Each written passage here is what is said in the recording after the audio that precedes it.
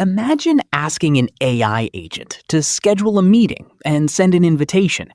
The agent understands the task, but it still needs access to your calendar and email apps. An LLM can understand language and generate responses, but it does not automatically control external apps, such as email, calendars, or databases. Apps often provide an API, which is a way for different software systems to communicate with each other. The agent first selects a tool. In this example, the Check Availability tool. The tool uses the Calendar app's API to send a request and check the schedule.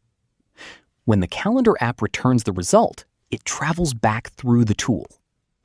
The tool then tells the agent that 3 o'clock is available. Before the agent can use the Calendar app, it must request access through the Calendar tool. The user reviews the permissions and decides whether to allow or deny them. Only after approval can the tool use the Calendar API to connect to the app. The agent should receive only the access it needs for the task. Now that access has been granted, the agent selects the Check Availability tool. The tool creates a request asking the Calendar app to find an available time tomorrow after 3 o'clock. It then uses the Calendar API to send that request to the app. The Calendar app checks the schedule and finds that 3:30 is available. It sends the result back through the Calendar API to the Check Availability tool. The tool translates the response and tells the agent that an available time has been found. After finding an available time, the agent selects another tool to continue the task. The Send Email tool uses the Email API to send a meeting proposal to Sarah for tomorrow at 3:30. This shows how one task may require multiple tools and apps. Here is the complete process.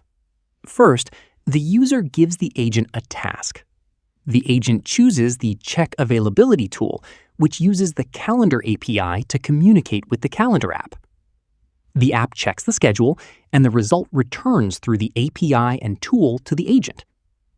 Once the agent receives the available time, it can choose another tool to continue the task.